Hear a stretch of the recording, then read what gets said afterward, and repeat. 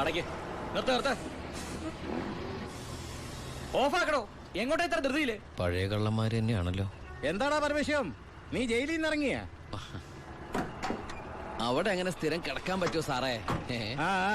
പണ്ടൊക്കെ ഈ പരമശിവത്തിന്റെ ലോറികൾ ചീറിപ്പാഞ്ഞു വരുമ്പോ ഈ ചെക്ക് പോസ്റ്റ് പടപടാന്ന് തുറക്കാറുണ്ട്. അതൊക്കെ പണ്ടല്ലേടാ. കുറച്ച് സാധനം വണ്ടിയിലുണ്ട്, ഒന്ന് പൊക്കി തന്ന് കാശം വീട്ടിലെത്തിച്ചേക്കാന്ന്.